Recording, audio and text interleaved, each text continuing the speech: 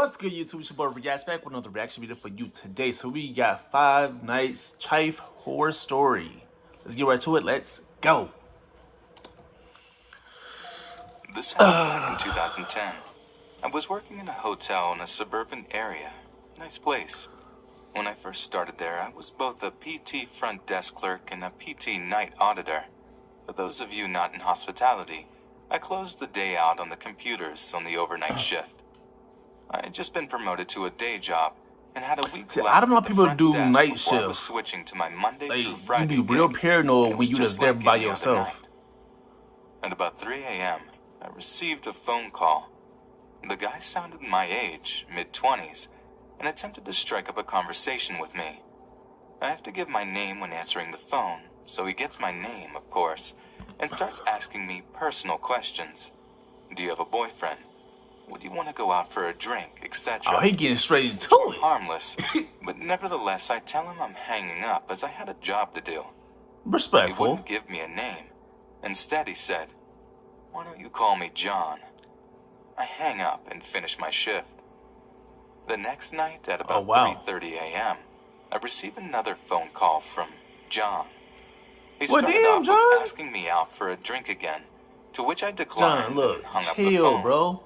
He called back about 5 times that night, each time getting more lewd in his comments and just tried to keep me talking.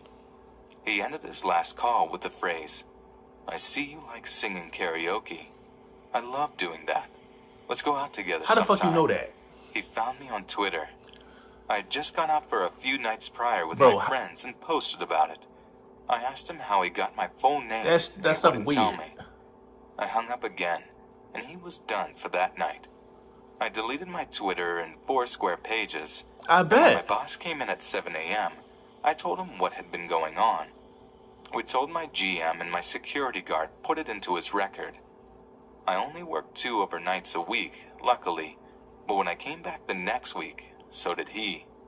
The phone call started at around 3 a.m. Don't answer it. And lasted Don't for an hour do or it. so.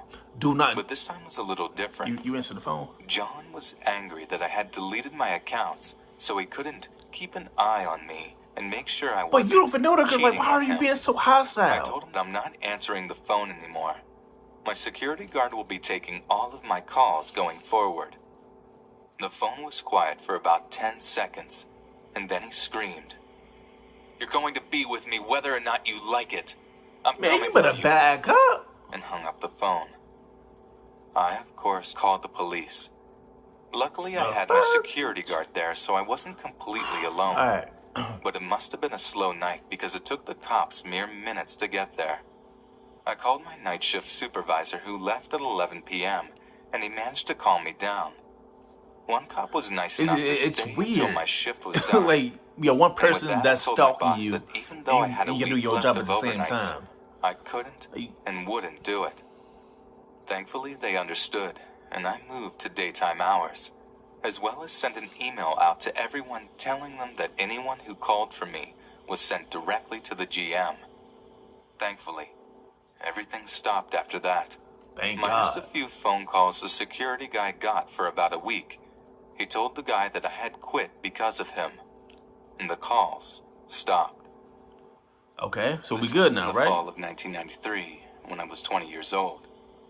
In the interest of context, this was before I started college, and I was working in the material prep department of a plastics factory on the night shift. I was the only woman in the department, and my male coworkers were initially skeptical that I could handle the job. But I proved myself and earned their respect. It was hard work, but on the plus side, it also put me in the best shape of my life. It was also about this time that I dumped my abusive boyfriend. He was verbally, emotionally, so wait, hold on. So is this the same dude that's been dating her, an alcoholic, but found her? This fact, more than anything, is probably why I got myself into this situation in the first place. Hold on, wait a minute. I had just gotten off of work, and it was about 1:30 a.m. My car was running on fumes, Did so the I stopped at the abusive local boyfriend found gas her? station to fill up. Hold on, While wait I a was minute. pumping gas, a woman about my age approached me looking nervous and scared. She said that she had been at her boyfriend's house and they had a fight. She walked up to the gas station to use the payphone and call a friend to pick her up. On her way to the station, A car pulled up as she was walking, and the guys inside started catcalling and harassing her.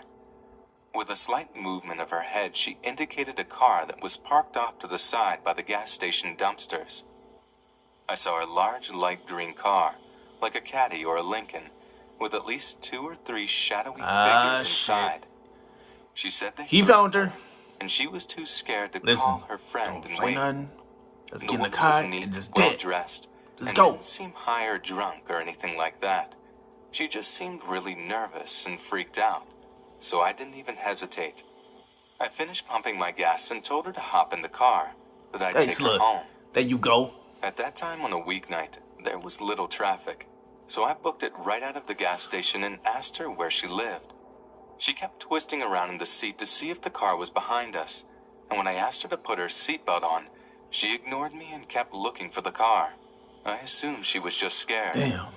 A few blocks down the road, however, I noticed she was looking around the car, and she started asking me